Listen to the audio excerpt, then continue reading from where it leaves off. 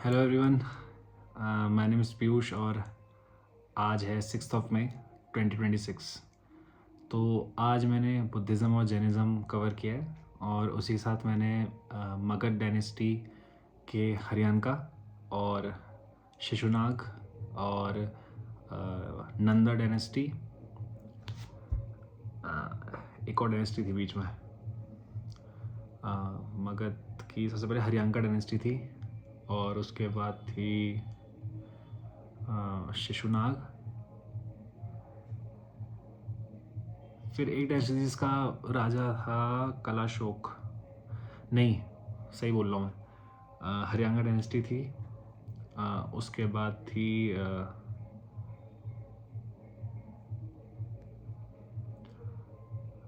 ऐसे भूलते हैं चीज़ें, हरियाणा डायनेस्टी थी, फिर उसके बाद शिशुनाग डायनेस्टी थी, फिर नंदा डायनेस्टी थी और उसके बाद थी मौर्यन डायनेस्टी।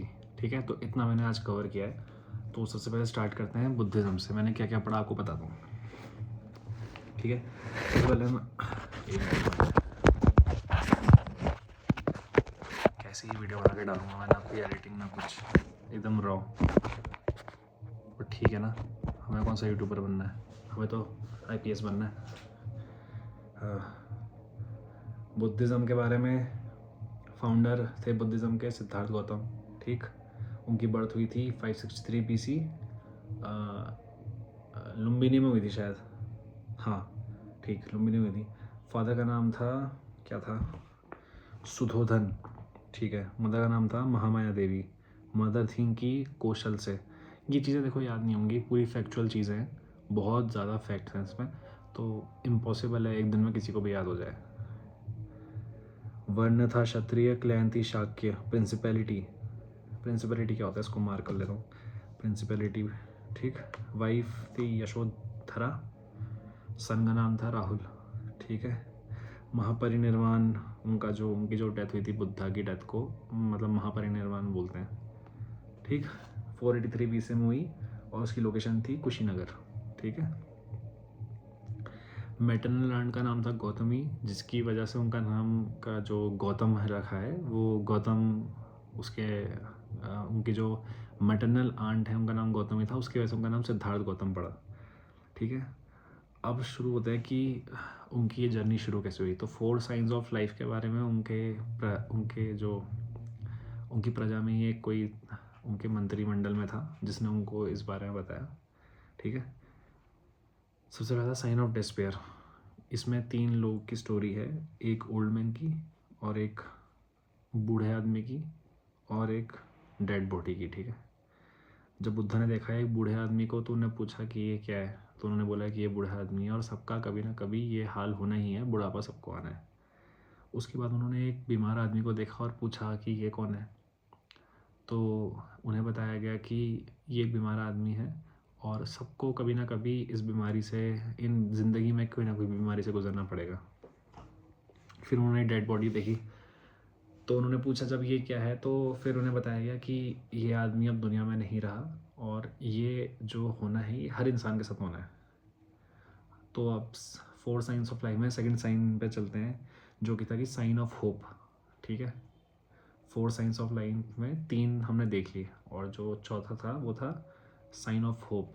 तो साइन ऑफ होप में क्या था कि उन्होंने कुछ उनको देखा, साधुओं को येलो रोब में, तो उन्होंने पूछा कि ये कौन है। तो उन्होंने जब ये पूछा, उन्हें देखा कि इनके चेहरे पे एक्सप्रेशन ही नहीं है, तो उन्होंने पूछा कि इनके चेहरे पे एक्सप्रेशन क्यों नहीं है। तो गौतम बुद्ध को ये बताया गया कि, सॉरी उस समय उनको सिद्धार्थ बोलना चाहिए क्योंकि वो तब गौतम बुद्ध बने नहीं है। तो सिद्धार्थ को ये बताया गया कि इन लोग को किसी भी अच्छी चीज़ से कोई खुशी नहीं होती और कोई बुरी चीज़ से कोई दुख नहीं होता। तो उन्हें ये चीज़ बहुत फैसिनेट करी और उनका भी मन किया कि मैं भी एक साधु बन जाऊँ। तो उसके आगे 29 साल की उम्र में जो सिद्धार्थ थे हमारे, उन्होंने अपना घर छोड़ दिया। उसको कहा जाता है महाविनिष्क्रम। ठीक, he became a parivrajak and started to follow shramana tradition. श्रमण मैंने पढ़ा नहीं है क्योंकि ये शायद मौर्यन में है, तो श्रमण का मतलब मेरे को पता नहीं है, इसको मैं अंडरलाइन कर लेता हूँ। ठीक है। तो उन्होंने जब अपना घर छोड़ा तो उन्हें एक अपने टीचर मिले जिनका नाम था अलार कलाम, ठीक है। तो उन्होंने उनको काफ़ी नॉलेज दी और एक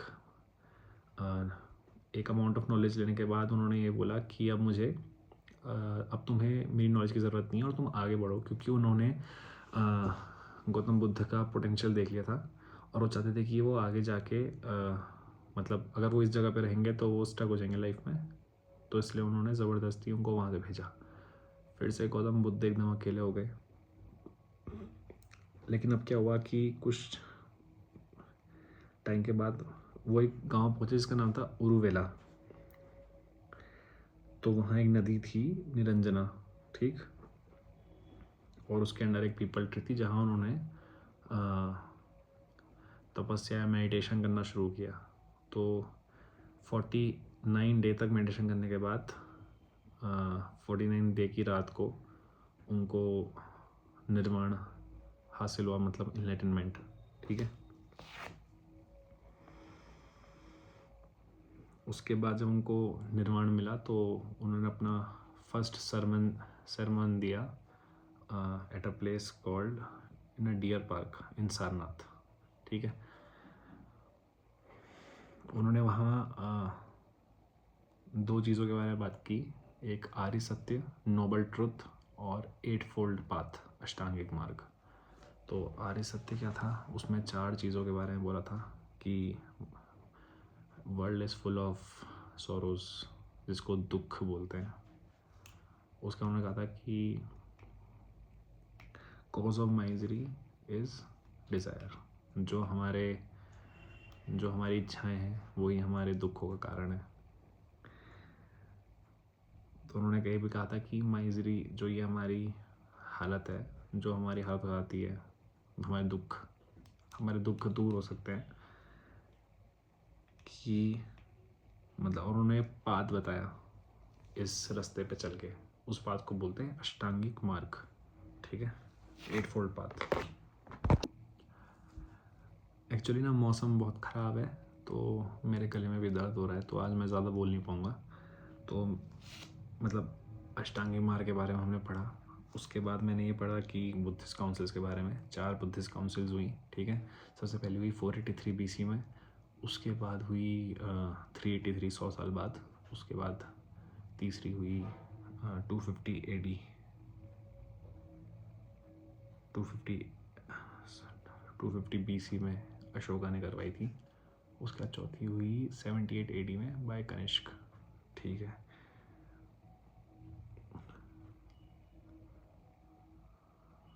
उसके बाद मेटाफिजिकल थॉट्स क्या थे बुद्धिज़्म के, बुद्धिज़्म ने वेदों को बिल्कुल भी नहीं मानते थे, वेदों की अथॉरिटी को रिजेक्ट कर दिया था, और यूनिवर्स के बारे में बोला था कि नेचर के लॉ से बना है, ठीक है। ये सब हमने पढ़ा, मतलब मैंने पढ़ा। उसके बाद बोधिसत्वा के बारे में बात की। बोधिसत्वा क्या था भूल गया मैं। Bodhisattva were the previous births of Buddha, they are capable of achieving nirvana but they postponed it to help all sentient beings on the planet earth. After my lifetime they progressed to the path of buddhahood, ठीक है। तो यहाँ पे हमारा Buddhism complete हो गया। उसके बाद जैनिज़्म के बारे में पढ़ा, ठीक है।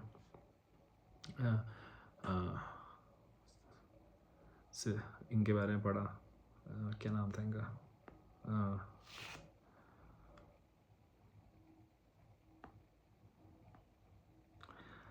आदिनाथ ऋषभ जो देव जो थे वो पहले तीर्थंकर थे। 23rd तीर्थंकर जो थे वो पार्श्वनाथ थे, और 24th तीर्थंकर जो थे वो वर्धमान महावीर थे, जिन्होंने जैनिज़्म को एक प्रॉपर ऑर्गेनाइज फॉर्म दिया। मतलब जैनिज़्म इनसे पहले भी था, एग्जिस्ट कर रहा था, लेकिन बुद्धिज़्म को गौतम बुद्ध ही लेके आए थे। तो ये डिफरेंस है इन दोनों रिलीजन्स का। तो ये पढ़ा। उसके बाद 5 वाउज ऑफ जैनिज़्म जो थे कि अहिंसा और अपरिग्रह, मतलब प्रॉपर्टी मत एक्वायर करो, ब्रह्मचार्य वो करो, ठीक है।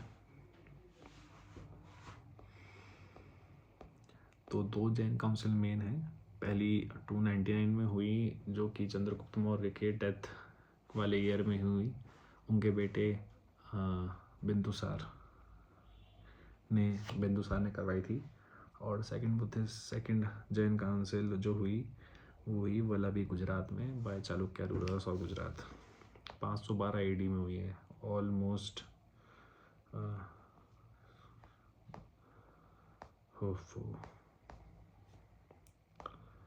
मेटाफिजिकल थॉट्स ऑफ जैनिज्म इनके भी बुद्धिस्ट की तरह ही थे। यूनिवर्स के बारे में इन्होंने बोला कि लॉज ऑफ नेचर से हुए हैं। वेदों को इन्होंने रिजेक्ट किया। ये रिबर्थ में बिलीव करते हैं, बट सोल का कॉन्सेप्ट जो था इनका सबसे अलग था। ये 2 टाइप के सोल को मान देते हैं, एक जीव और अजीब। तो अजीब का मतलब ये है कि अगर ये इनका मेन जो सोल का क्राइटेरिया था वो था मूवमेंट पे। अगर ये बॉटल यहाँ से यहाँ आ रही है तो इसने मूवमेंट किया है, तो मतलब ये भी, इसके अंदर भी एक सोल है, जिसको मतलब जो ये ऑब्जेक्ट्स होते थे इनके अंदर के सोल को बोलते थे। तो इनकी फ़िलॉसफी के बारे में बात करी। उसके बाद मैं फ़िलॉसफी में चला गया था। मैंने सांख्य फ़िलॉसफी तक पढ़ा। सांख्य में जो पुरुष और प्रकृति होती है उसके बारे में पढ़ा। और अर्ली सांख्य फ़िलोसोफर क्या थे, लेटर सांख्य फ़िलोसोफर क्या करते थे कि उन्होंने एक काइंड ऑफ गॉड के कॉन्सेप्ट को जोड़ दिया था लेटर सांख्य फ़िलोसोफर्स ने।